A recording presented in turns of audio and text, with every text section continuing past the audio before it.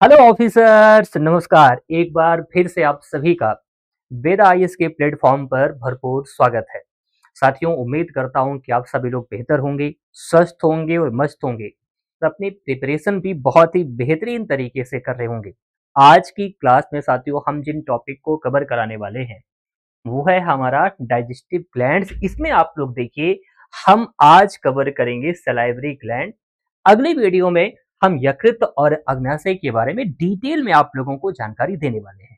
दोस्तों ध्यान रखिएगा, ये ऐसे टॉपिक हैं जिनको जानना वैसे भी हमारे लिए जरूरी है कि हमारे शरीर में जो बहुत सारे अंग, जो बहुत सारे हमारे बॉडी के ऑर्गन हैं वो एक्चुअली वर्क कैसे करते हैं, काम कैसे करते हैं। और अगर किसी प्रकार की बीमारी है तो बीमारी वास्तव में बनी कैसी हमारे शरीर में, और साथ ही साथ उस बीमारी से बचाव क्या है, इन सभी बातों पर हम डिटेल में चर्चा करने वाले हैं।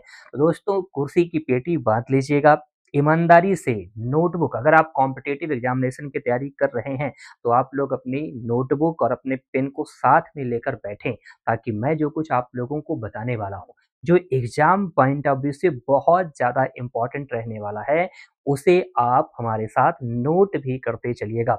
और मैं आपको विश्वास दिलाता हूँ, पूरी क्लास में जो कुछ भी साथियों मैं आप लोगों को पढ़ाऊँगा वो आपके दिमाग में बैठ जाने वाली हैं। और एग्ज़ाम में बिल्कुल भी जब आप एग्ज़ाम हॉल में बैठेंगे ना, तो एक-एक चीज़ें बहुत ही आराम से, बिना एफर्ट लगाए आपको याद आती रहेंगी। आपका काम बहुत आसान होने वाला है, बस तो आप मन लगाकर, दिल लगाकर मुझे सुनने का प्रयास कीजिएगा। तो एक बार फिर से आप सभी का स्वागत है इस प्लेटफॉर्म पर, मेरे दिल के चारों कमरों से आप सभी का स्वागत है। चलिए दोस्तों स्टार्ट करते हैं। देखिए, डाइजेस्टिव ग्लैंड्स क्या है साथियों? ऐसे ऑर्गन्स जो हमारी बॉडी में पाचन तंत्र को आसान करते हैं। हम जो खाना खाते हैं वो पच जाए, आराम से पच जाए, आसानी से पच जाए, बिना किसी परेशानी के पच जाए, इसके लिए हमारी बॉडी में ढेर सारे साथियों ये ऑर्गन्स हैं जो काम करते हैं। देखिए, आपको मैंने पिछले वीडियो में बता रखा है कि हमारा जो खाना होता है पहले मुख में पहुंचता है, मुख के माध्यम से हम क्या करते हैं, माउथ में हमारे टीथ होते हैं, टंग होते हैं, ये सब उस खाने को क्या करते हैं, जटिल से सरल बनाने का प्रयास करते हैं। इसके बाद साथियों उसी हमारी मुख गुहा में, माउथ कैविटी में, ये सलाइवरी ग्लैंड यानी कि लार ग्रंथि, जिसको साथियों हिंदी में लाला ग्रंथि के नाम से भी जाना जाता है, लाला ग्रंथि के नाम से भी साथियों जानते हैं, ये मौजूद होती है और ये लार निकालती है। कैसे काम करेगी इसके बारे में जानकारी देंगे।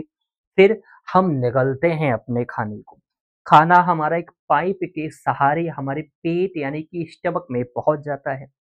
अब यहाँ से साथियों क्या होगा, वो छोटी आंत में पहुंचेगा, छोटी आंत में जितना कुछ बचना रहेगा बचेगा, और फिर छोटी आंत के बाद भोजन वही आगे बढ़ेगा जो हमारे शरीर में सामान्यतः नहीं पच पाता है। तो जब छोटी आंत में हमारा भोजन पहुंचता है दोस्तों, तब हमारे ये दो विशेष अंग, ठीक है, ये दोनों भाई काम करना शुरू करते हैं, यानी कि यकृत और अग्नाशय हमारा काम करना शुरू करते हैं। तो आज की अपनी इस क्लास में, क्योंकि वीडियो लेक्चर थोड़ा सा छोटा रखते हैं, तो हम सबसे पहले आज लार ग्रंथि के बारे में चर्चा करेंगे, पूरी जानकारी देंगे। अगले लेक्चर में यकृत और अग्नाशय की जानकारी आप लोगों को मिल जाएगी। तो चलिए स्टार्ट करते हैं लार ग्रंथि। तो एक बार सबसे पहले आप सभी लोग इमेज में ध्यान से देखिएगा। देखिए, ये है हमारी माउथ कैविटी, जहां पर साथियों आप लोगों को ये लार ग्रंथियां दिखाई दे रही हैं। देख पा रहे होंगे आप सभी लोग, मुझे उम्मीद है कि आप सभी लोग बहुत बेहतरीन तरीके से इन चीजों को देख पा रहे होंगे। देखिए, ये जो हमारी लार ग्रंथि है, ये है पैरोटिड। क्या नाम है? पैरोटिड नाम है। ये सबसे आगे जो आप लोगों को दिख रही है, इसको कहते हैं सबलिंगुअल। और इसके पीछे आप लोग देखेंगे यहाँ पर, इसको क्या बोला जाएगा, सबमैंडिबुलर। ये 3 प्रकार की लार ग्रंथियाँ, 3 टाइप्स ऑफ सलाइवरी ग्लैंड, ये प्रेजेंट होते हैं कहाँ पर, हमारी माउथ कैविटी में पाए जाते हैं। ठीक है ना? तो इनसे क्या निकलता है भाई? इनसे निकलता है लार, इनसे निकलता है सलाइवा, जो हमारे खाने को पचाने में आसानी लाता है, यानी कि आराम से हमारा खाना पच जाए, इसके लिए ये बहुत ज़्यादा ज़रूरी होता है साथियों। चलिए कंप्लीट जानकारी इसके बारे में आप लोगों को देने वाला हूँ।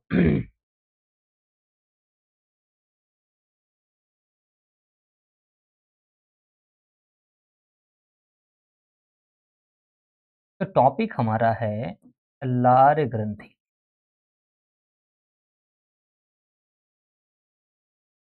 लार ग्रंथि जिसे साथियों इंग्लिश में पढ़ा क्या जाता है, सलाइवरी ग्लैंड पढ़ा जाता है।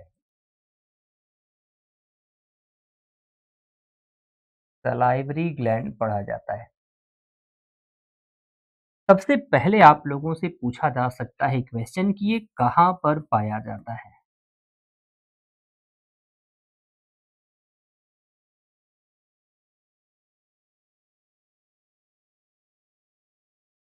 कहाँ पर पाया जाता है, ये पहला क्वेश्चन होगा। तो आप सभी का यहाँ पर जवाब आना चाहिए दोस्तों। ये हमारी मुख गुहा में यानी कि माउथ कैविटी में पाया जाएगा। मुख गुहा में पाया जाता है यानी कि माउथ कैविटी में पाया जाता है। माउथ कैविटी में दोस्तों ये पाया जाता है। आपसे क्वेश्चन पूछा जाएगा कि लार ग्रंथि क्या स्रावित करता है। क्या स्रावित करता है यानी कि सिक्रीशन क्या है, क्या सिक्रीट करता है।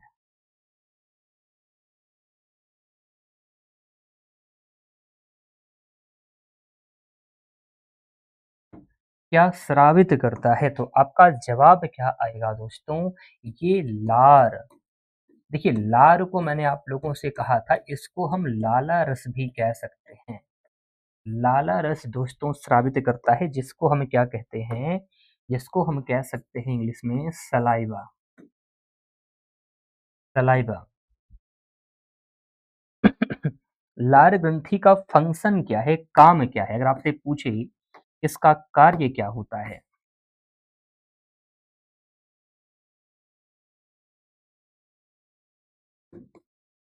इसका फंक्शन क्या है दोस्तों, तो आपका जवाब आएगा भोजन का पाचन करना।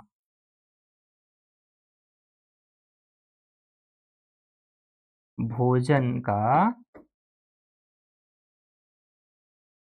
पाचन करना यानी कि help in digestion. Help in digestion. यदि मैं थोड़ा सा काम आसान करने का प्रयास करूं दोस्तों तो ध्यान से आप लोग देखिएगा। देखिए, अगर आपने अपने माउथ कैविटी को ध्यान से देखा, यहाँ पर आपने ऐसा देखा होगा कि हमने आप लोगों को 3 प्रकार की लार ग्रंथि के बारे में जानकारी दी। कितने प्रकार की? 3 टाइप्स ऑफ सलाइवरी ग्लैंड्स मैंने आप लोगों को बताया है।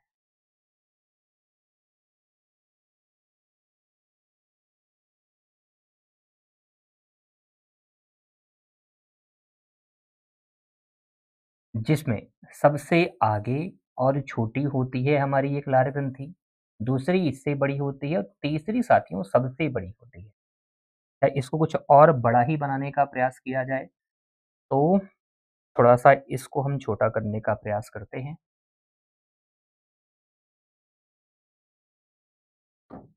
ये थोड़ी-सी इससे बड़ी हो जाएगी और ये सबसे बड़ी हो जाती है। तो अगर अपने माउथ कैविटी को हमने बहुत ध्यान से देखने का प्रयास किया होगा दोस्तों, तो ध्यान रखिए ये हमारी जो लार ग्रंथि है इसको हम कहते हैं सबलिंगुअल।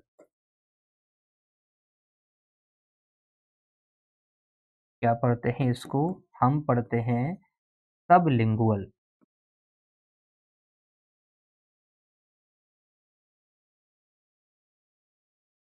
सबलिंगुअल। इसके पीछे आप लोग जो ये देख पा रहे होंगे दोस्तों, ध्यान से एक-एक चीज़ आप लोग देखते चलिएगा। इसको पढ़ा जाता है सबमैंडिबुलर।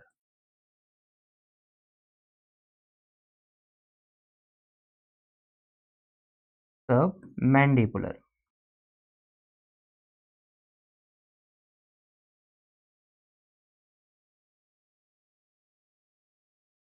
सबमैंडिबुलर। और ये जो सब आप ऊपरी जबड़े में देख पा रहे हैं दोस्तों, इसको कहते हैं पैरोटिड। क्या कहते हैं? पैरोटिड। तो आप अगर ध्यान से समझें, यहाँ पर अगर देख पा रहे होंगे आप सभी लोग, तो आप लोगों को ऐसा लगना चाहिए साथियों, ऐसा इमेज मैंने दिखाने का प्रयास किया है क्या कि निचले जबड़े में हमारी जो लार ग्रंथियाँ हैं, लोअर जॉ की अगर बात हो रही है, तो वहाँ पर आपने देखा कि सबलिंगुअल और सबमैंडिबुलर है, लोअर जॉ में। जबकि अगर अपर जॉ की बात करते हैं, यानी कि ऊपरी जबड़े की बात करते हैं साथियों, तो वहाँ पर जो लार ग्रंथि उसको हम कहते हैं पैरोटिड।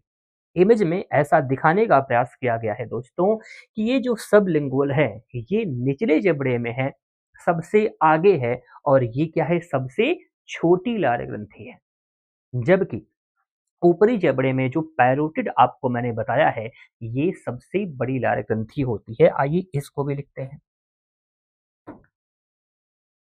सबलिंगुअल ये क्या है? सबसे छोटी लार ग्रंथि है। सबसे छोटी लार ग्रंथि।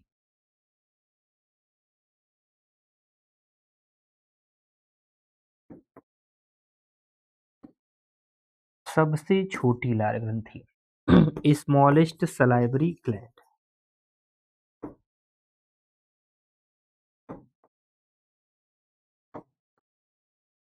Smallest salivary gland in our body that is sublingual. ये एग्जाम में क्वेश्चन पूछा जा चुका है।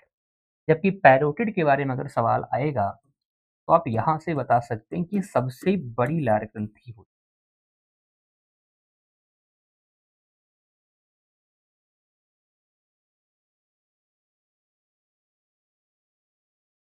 Largest salivary gland.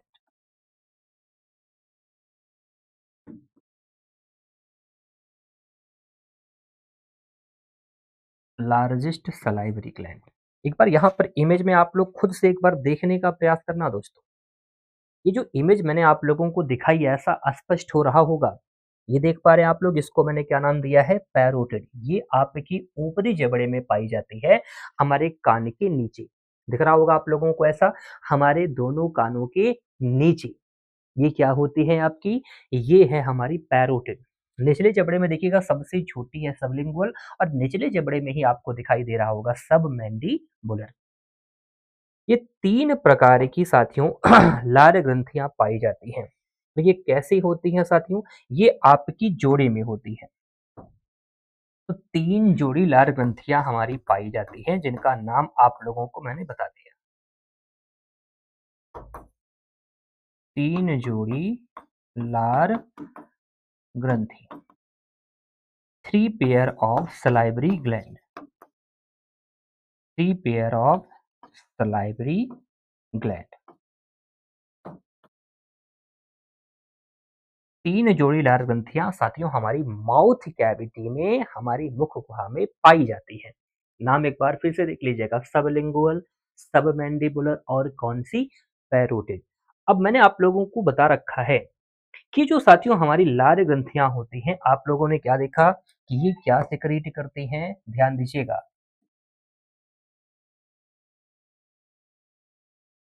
अगर लार ग्रंथि की दोस्तों बात करेगा तो ये हमारी सिक्रीट करती है सलाइवा, यानी कि लार, जिसको मैंने कहा था कि लाला रस, यानी कि सलाइवा सिक्रीट करती है। ध्यान दीजिएगा, ये जो आपका सलाइवा है साथियों, इसमें भी आपसे सवाल पूछा जा सकता है कि कौन सी लार ग्रंथियां जो हमारी सलाइवा का सिक्रीशन ज्यादा करती हैं।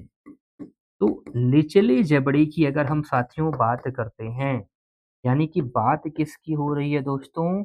लोअर जॉ की बात हो रही है, लोअर जॉ। और अगर अपर जॉ की बात करते हैं, यानी कि ऊपरी जबड़े की बात किया जाए, ऊपरी जबड़ा, ध्यान दीजिएगा, तो निचले जबड़े के माध्यम से साथियों लार का 70% हिस्सा आ रहा है। 70% जो लार होता है वो हमारा कहाँ से आता है?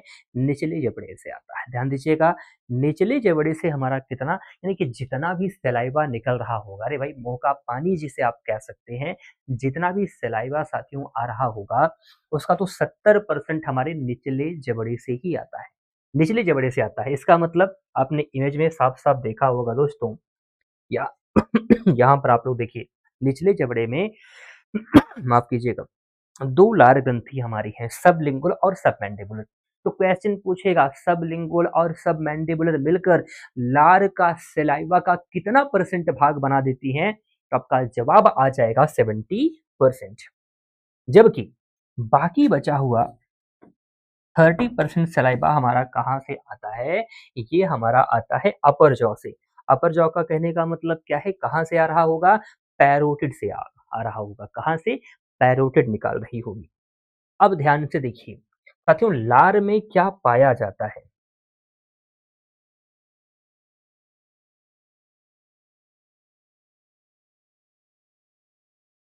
अगर हम बात करते हैं साथियों सलाइवा की, यानी कि लार की बात हो रही है, तो सलाइवा में हमारा क्या होता है? अगर बात होगी साथियों सलाइवा की,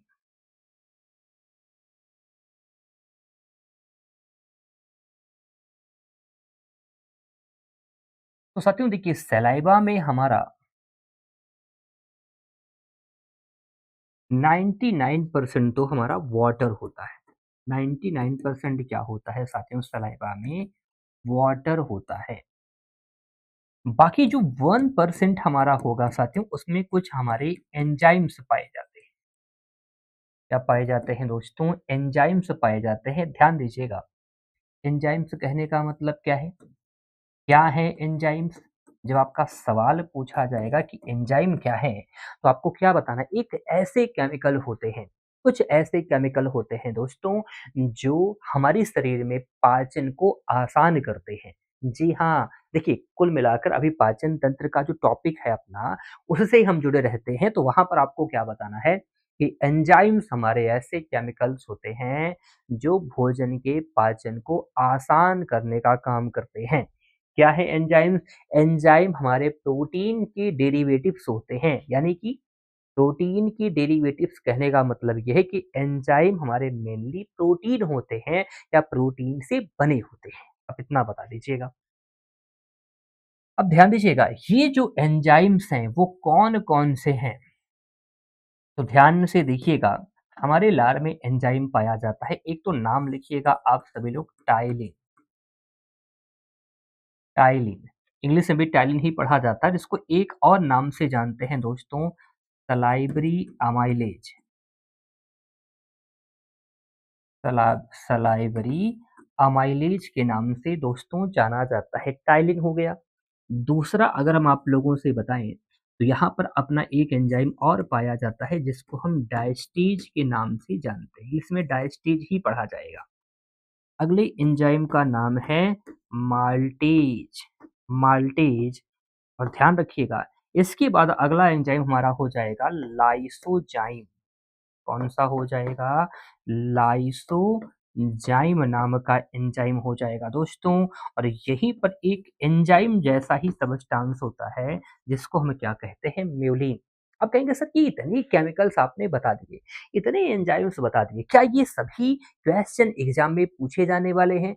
क्या ये एंजाइम्स हमारे एग्ज़ाम में पूछे जाते हैं? जी हाँ, सिविल सर्विसेज की एग्ज़ामिनेशन में ये जो सलाइवरी ग्लैंड्स हैं, यहाँ से निकलने वाले एंजाइम से क्वेश्चन बहुत बार दोस्तों पूछा गया है।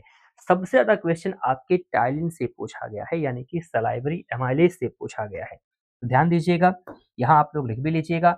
अच्छा, अब मैं आपको बताता हूँ, ये तीनों काम क्या करते हैं। ऊपर के जो आपके दोस्तों तीनों एंजाइम हैं, ये बात किसकी हो रही है? टाइलिन की, डायस्टेज की और माल्टेज की। ये क्या पचाते हैं दोस्तों? इनका जवाब आना चाहिए, कार्बोहाइड्रेट का पाचन करते हैं। क्या पचाते हैं दोस्तों? कार्बोहाइड्रेट का पाचन करते हैं। लाइसोजाइम, ये मैंने आप लोगों को बताया भी था, ये आपका काम कैसे करता है? नेचुरल सैनिटाइज़र का काम करता है। किसका काम करता है? जी हाँ, नेचुरल सैनिटाइज़र का काम करता है। ध्यान दीजिएगा, इसका मतलब क्या है? नेचुरल सैनिटाइज़र, देखिए सैनिटाइज़ अपने हाथों को हम कब किया करते थे या क्यों किया करते थे? जर्म्स को किल करने के लिए। देखिए जब हम खाना खाते हैं दोस्तों, तो बहुत सारी ऐसी चीज़ें होती हैं जैसे हम खाना खाते हैं, हमने अपना मुँह खोला तो एनवायरनमेंट में बहुत सारे ऐसे जर्म्स होते हैं, बहुत सारे ऐसे बैक्टीरियाज़ होते हैं, जो खाने के साथ हमारी माउथ कैविटी में पहुँच जाते हैं, जो हमें नुकसान पहुँचा सकते हैं। तो उनको माउथ कैविटी में ही, हमारे मुख में ही मारने का काम किस केमिकल का होता है? लाइसोजाइम का होता है। ध्यान से सुनिए दोस्तों। और अगर अभी भी आप नहीं समझ पाए, तो आप याद कर लीजिएगा, जो हमने पिछला लेक्चर आप लोगों को दिया था, वहाँ पर मैंने आप लोगों को समझाने का प्रयास किया था। हमने आपको बताया था कि भाई देखिए, स्ट्रीट फाइट हो जाती है डॉगी के बीच में, वही कुत्तों के बीच लड़ाइयाँ हो जाती हैं। अगर किसी कुत्ते को किसी दूसरे कुत्ते ने उसके शरीर के किसी भाग पर सिर को छोड़कर अगर काट लिया है, तो क्या करता है वो कुत्ता? बार-बार उस घाव को चाट कर, अपनी जीभ के माध्यम से चाट कर सही कर लेता है। एक्चुअली वो करता क्या है साथियों, उसको साइंस की जानकारी है। वो एक्चुअली क्या करता है यहाँ पे, वो बार-बार अपनी जीभ के माध्यम से साथियों अपनी सलाइवा को उस घाव पर लगाने का काम करता है, और ये लाइसोजाइम उसकी सलाइवा में पाया जाएगा, और धीरे-धीरे वहाँ पर बैठने वाले जर्म्स को किल कर दिया जाता है, मार दिया जाता है, और उसका घाव सड़ने से बच जाता है। मैंने दोस्तों आप लोगों को लाइसोजाइम के बारे में क्या बताया कि लाइसोजाइम हमारी माउथ कैविटी में पाया जाने वाला एक ऐसा एंजाइम होता है, जिसको हम नेचुरल सैनिटाइजर कहते हैं। एक्चुअली ये जर्म्स को किल करता है। हमने एग्जांपल दिया कि अगर स्ट्रीट फाइट यानी कि डॉगी के बीच में अगर लड़ाइयाँ हो जाती हैं, कुत्तों के बीच में जो लड़ाइयाँ साथियों हो जाती हैं, अगर कुत्ते के शरीर पर कहीं भी किसी दूसरे कुत्ते ने काट लिया है, तो फिर वो कुत्ता अपने शरीर पर बने घाव को अपनी जीभ के माध्यम से चाट कर सही कर लेता है। एक्चुअली इस कुत्ते कुत्ते को साथियों साइंस पता है। वो जीभ के माध्यम से अपने घाव को लगातार जो चाट रहा होता है, उससे साथियों क्या होता है, ये जर्म्स को किल करता है लाइसोजाइम को लगाकर। ध्यान रखिएगा। म्यूलिन क्या काम करता है दोस्तों? ये हमारे भोजन को चिपचिपा या लसलसा बनाने का काम करता है। चिपचिपा या आप कह सकते हैं लसलसा बनाने का दोस्तों काम करता है। इससे फ़ायदा क्या हो जाता है साथियों? हमारा भोजन आसानी से हमारी पाचन क्रिया में शामिल होकर आराम से फूड पाइप के सहारे या ओएसोफेगस के सहारे हमारे स्टमक तक पहुँच सकता है। तो आपसे ये सवाल पूछा जा सकता है दोस्तों कि टाइलिन नाम का एंजाइम, डायस्टेज नाम का एंजाइम, माल्टेज नाम का एंजाइम ये हमारी माउथ कैविटी में कहाँ पाए जाते हैं? तो आपका जवाब आएगा लार में मिलते हैं, यानी कि सलाइवा में मिलते हैं। और सलाइवा कहाँ से आती है? सलाइवरी ग्लैंड से आती है। सलाइवरी ग्लैंड कहाँ पाया जाता है? तो हमारी माउथ कैविटी में। माउथ कैविटी हमारा कहाँ है? तो भाई सिंपल सा आंसर इसका आना चाहिए कि हमारे शरीर में है। ठीक है? जिसमें टाइलिन, डायस्टेज और माल्टेज क्या काम करते हैं दोस्तों? कार्बोहाइड्रेट को पचाते हैं। लाइसोजाइम नेचुरल सैनिटाइजर की तरह काम करता है। म्यूलिन भोजन को चिपचिपा और लसलसा बनाता है। दोस्तों, यहाँ पर जो टाइलिन, डायस्टेज और माल्टेज का काम है, एक बार इसे आप लोग और डिटेल में थोड़ा-सा समझ लीजिएगा, क्योंकि ये आपके लिए बेहद ही इम्पोर्टेंट है।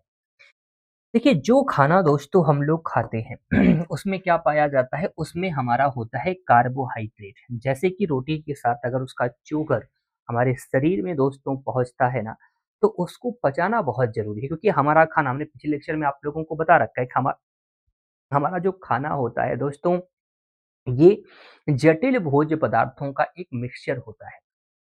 जटिल भोज्य पदार्थों का साथियों क्या होता है, एक मिक्सचर होता है, यानी जटिल से सरल, यानी कि कॉम्प्लेक्स फूड पार्टिकल को सिंपलेस्ट फॉर्म में बदलना साथियों बहुत ज़्यादा ज़रूरी हो जाता है।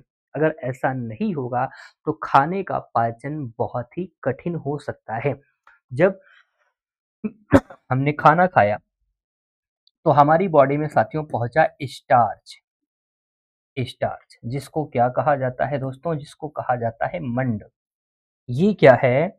याद रखिएगा, इसको साथियों हम कहते हैं पॉलीसैकेराइड कार्बोहाइड्रेट। ध्यान से देखिएगा, पॉलीसैकेराइड कार्बोहाइड्रेट।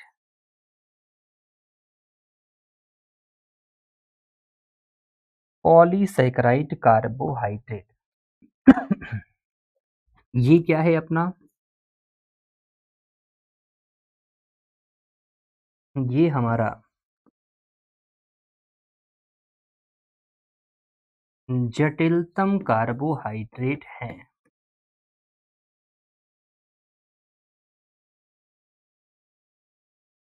जटिलतम कार्बोहाइड्रेट है, देखिए जिसको हम क्या कह सकते हैं, कॉम्प्लेक्स कार्बोहाइड्रेट। कॉम्प्लेक्स कार्बोहाइड्रेट, इसका मतलब क्या है दोस्तों, अगर कॉम्प्लेक्स फूड पार्टिकल हमारी बॉडी में पहुंच रहा था तो उसको पचाना भी तो आसान करना होगा। अगर उसका पाचन हम आसान नहीं करेंगे तो क्या पाचन हो सकेगा? बिल्कुल नहीं हो सकेगा। यहाँ पर ध्यान दीजिएगा। हमें क्या करना है साथियों, इस मंड या स्टार्च नाम के पॉलीसैकेराइड कार्बोहाइड्रेट को सरल करना होगा, जिसके लिए यहाँ पर काम क्या करेगा साथियों, एक एंजाइम लगेगा जो हमारी कहाँ पर पाया जा रहा था, माउथ कैविटी में ही पाया जा रहा था। नाम क्या है उसका? नाम है उसका टाइलिन, PEYLIN, जिसको हमने नाम क्या दिया था, ध्यान से आप लोग देखेंगे, सलाइवरी एमाइलेज। क्या लिखा गया है दोस्तों? सलाइवरी एमाइलेज लिखा गया है, ध्यान से आप लोग देख लीजिएगा। अब ये सलाइवरी एमाइलेज दोस्तों क्या काम करेगा? देखिए, ये हमारा सलाइवरी एमाइलेज यानी कि टाइलिन क्या काम करेगा, ये मंड अथवा स्टार्च को बदल देगा साथियों माल्टोज में बदल देगा दोस्तों, माल्टोज में बदल देगा।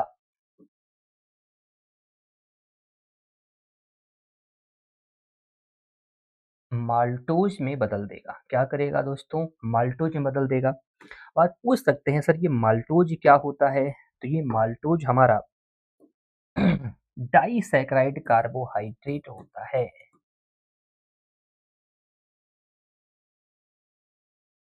डाइसैकेराइड कार्बोहाइड्रेट होता है साथियों, डाइसैकेराइड कार्बोहाइड्रेट।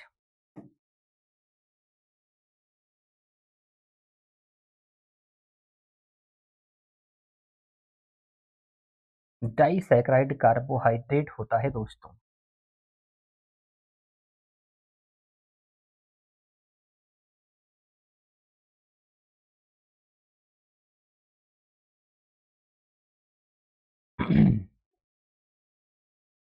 अब इस पर काम किसका देखा जाएगा, तो इस पर साथियों काम देखा जाएगा हमारे एंजाइम,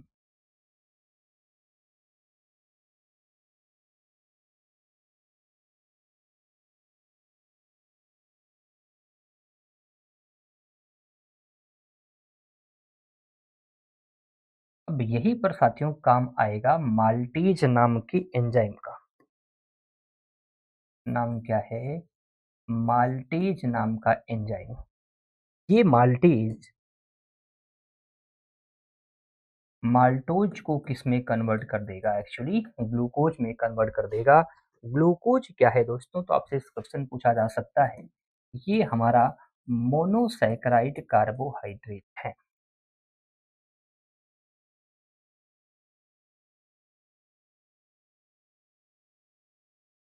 मोनोसैकेराइड कार्बोहाइड्रेट।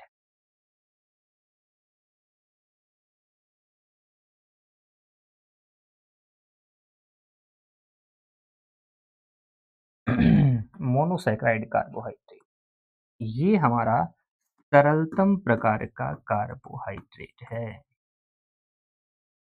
सरलतम कार्बोहाइड्रेट, सरलतम कार्बोहाइड्रेट यानी कि सिंपलेस्ट कार्बोहाइड्रेट।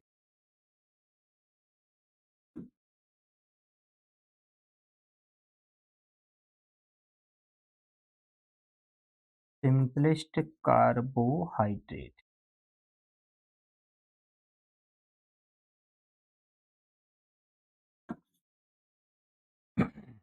अब देखिएगा कितना बेहतरीन काम हमारी माउथ कैविटी में हो रहा है दोस्तों, कितने बेहतरीन तरीके से यहाँ पर हमारा शरीर खाने को पचा रहा है। तो पाचन की डेफिनेशन ही मैंने आप लोगों को दे रखी है, पहले मैंने आप लोगों को बता रखा है कि होता क्या है दोस्तों,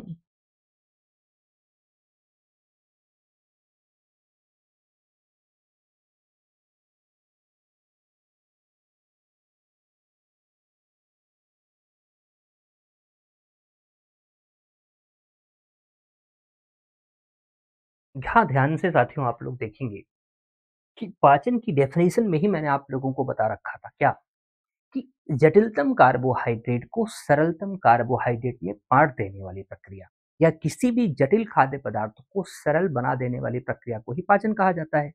तो अब देखो सबसे जटिल वाला कार्बोहाइड्रेट हमारे शरीर में पहुंचा है हमारे खाने के साथ। उस पर एंजाइम कौन सा काम कर चुका है? टाइलिन नाम का एंजाइम। इसने क्या कर दिया? पॉलीसैकेराइड को कन्वर्ट कर दिया डाइसैकेराइड में, यानी कि थोड़ा सा जटिल था उसको सरल बना दिया। अभी भी पाचन हमारा आसान नहीं हुआ है। अब क्या करेगा? माल्टोज पर माल्टेज नाम का एंजाइम बैठेगा और फिर साथियों क्या करेगा? ध्यान से सुनिएगा, ये इसको बदल देगा किसमें? ग्लूकोज में बदल देगा साथियों, ग्लूकोज में, यानी कि हमारा खाना क्या हो जाएगा? पूरी तरीके से पच जाएगा। पूरी तरीके से क्या हो जाएगा दोस्तों? हमारा खाना पूरी तरीके से दोस्तों यहाँ पर पच चुका होगा। आगे ध्यान रखिएगा, आपसे पूछा जा सकता है कि लार ग्रंथि से जुड़े हुए रोग कौन से हैं? लार ग्रंथि से जुड़े हुए रोग, जुड़े हुए रोग।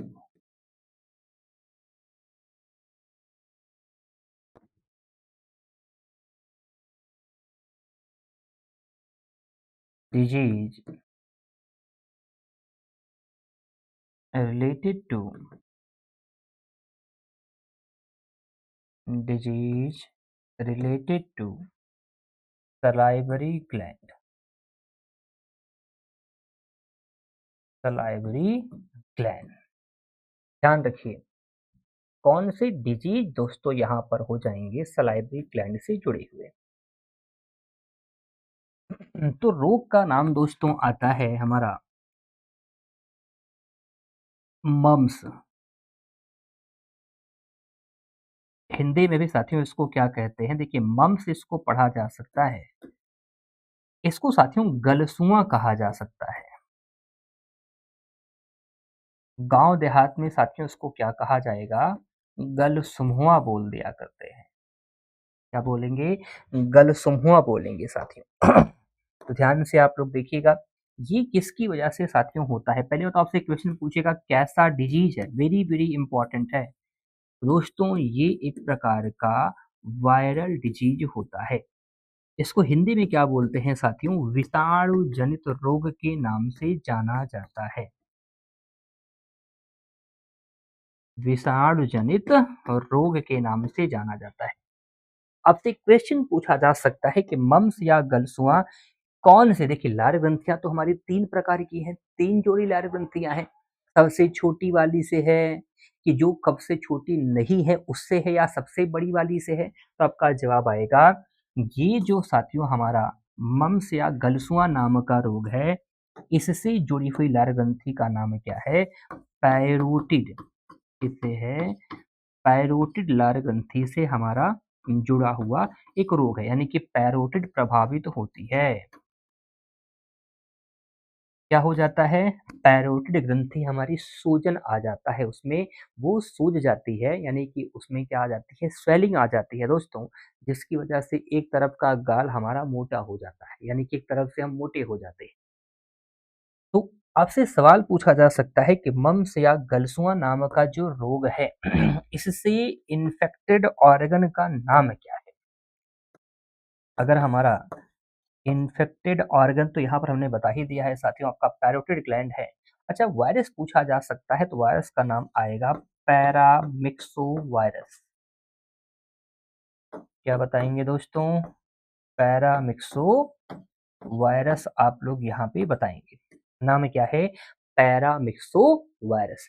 ध्यान रखना, पैरामिक्सो वायरस, यहाँ पर आप लोग ये क्वेश्चन याद रख सकते हैं। यहाँ पर बहुत बार साथियों ये सवाल एग्जाम में पूछा भी जा चुका है कि पैरोटिड ग्रंथि से जुड़े हुए रोग का नाम बताइए, तो आपका जवाब क्या आ जाएगा? मम्स या गलसुआ, जिसको आम बोलचाल की भाषा में साथियों गलसुमुआ भी बोल दिया जाता था कभी कभी। तो मम्स कहिए, गलसुआ कहिए या गलसमुआ कहिए साथियों, एक ही बात है। ये वायरल डिजीज है और पैरामिक्सो वायरस की वजह से होता है। एक बार दोस्तों यहाँ पे आप लोग रिवाइज कर लीजिए।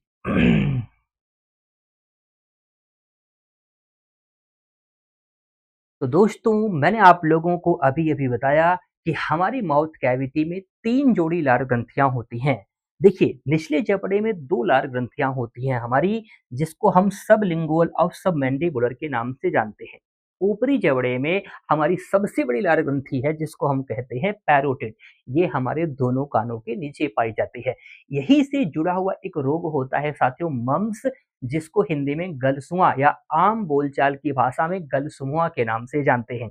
क्या है साथियों, जब एक वायरस का इन्फेक्शन होता है पैरोटिड ग्लैंड में, वायरस का नाम क्या है साथियों, याद रखिएगा, पैरामिक्सो वायरस। तो इस इन्फेक्शन से पैरोटिड, जो कि हमारे दोनों कानों के नीचे सबसे बड़ी वाली लार ग्रंथि है, इसमें सूजन आ जाती है। अरे भाई, एक तरफ से अब मोटे हो जाते हैं। तो अगर आप देहात से होंगे, गांव से होंगे, तो जब कभी आपको बचपन में ये डिजीज हुआ होगा, रोग हुआ होगा, तो मम्मी क्या करती थी, बारहसिंगे की सींग को घिस कर लगाने का काम करती थी। उस इन्फेक्शन से आपको लाभ हो जाता था। तो याद रखिएगा कि पैरामिक्सो वायरस की वजह से पैरोटिड ग्रंथि से जुड़े हुए रोग का नाम क्या है, मम्प्स या गलसुआ। और हाँ, एक बात दोस्तों और ध्यान रखिए देखिए, सांपों में जो लार ग्रंथि होती है, वो उसकी पित्त ग्रंथि के रूप में होती है। साथियों, दोस्तों याद रखिएगा, सर्पों में यानी कि सांपों में, मैंने क्या कहा, सांपों में जो लार ग्रंथियां साथियों होती हैं, ये उनकी विष ग्रंथियों के रूप में होती है। ये जो पैरोटिड है ना, ये मेनली सांपों में उनकी पॉइजनस ग्लैंड के रूप में मौजूद होती है। क्या आपने कभी सोचा है कि सांप फन पटकने से पहले या किसी को बाइट करने से पहले अपने फन को पीछे की ओर क्यों खींचता है? इसलिए ऐसा करता है ताकि उसके पॉइजनस ग्लैंड में पॉइजन आके भर जाए, तब जाकर वो किसी बॉडी को या किसी भी इंसान के किसी भी शरीर को, किसी भी ऑर्गन को वो क्या कर सके, बाइट कर सके। समझ रहे हैं? तो ये भी बहुत इंटरेस्टिंग फैक्ट है साथियों कि सांपों में जो उनका पॉइजनस ग्लैंड होता है, वो एक्चुअली हम लोगों में जैसे लार ग्रंथि होती है, उनमें विष ग्रंथियाँ होती हैं। और मैंने क्या बताया कि सांप अपने शरीर को या अपने फन को पीछे की ओर खींचते इसीलिए हैं ताकि उनकी पॉइजनस ग्लैंड में क्या भर जाए, पॉइजन भर जाए, तब जाके वो बाइट कर सकते हैं। इस बात का आप लोग ध्यान रखिएगा। ये कंप्लीट जानकारी है, मुझे लगता है कि लार ग्रंथि से जुड़ा हुआ जितना भी डाउट आप लोगों का रहा होगा, वो बेहतरीन तरीके से क्लियर हो गया होगा। लेकिन इसके बाद भी अगर आपके मन में कोई सवाल है, तो आप लोग इसका जवाब जानने के लिए आप लोग कमेंट बॉक्स में साथियों अपना क्वेश्चन लिख सकते हैं। हम आपको डिटेल में इन चीज़ों के बारे में जानकारी दे सकते हैं। देखिए, अगर आप हमसे कुछ सवाल पूछते हैं, कमेंट बॉक्स में उसको देखा जाएगा साथियों, समझा जाएगा, सुना जाएगा और बेहतरीन तरीके से यथाशीघ्र आपके प्रश्नों का उत्तर दिया जाएगा। तो उम्मीद करता हूँ कि आज का ये टॉपिक लार ग्रंथि आप लोगों को अच्छे से समझ में आ चुकी है। अगले लेक्चर में मैं आप लोगों को यकृत और अग्नाशय के बारे में साथियों जानकारी दे रहा हूँगा। ध्यान रखिएगा आप सभी लोग। तो आप लोग इतने इत्मीनान से धैर्यपूर्वक इस पूरी क्लास को सुनते रहे, इसके लिए आप सभी का ढेर सारा आभार। मिलते हैं किसी अगली क्लास में, तब तक के लिए अपना ख्याल रखिएगा। Thank you to all of you.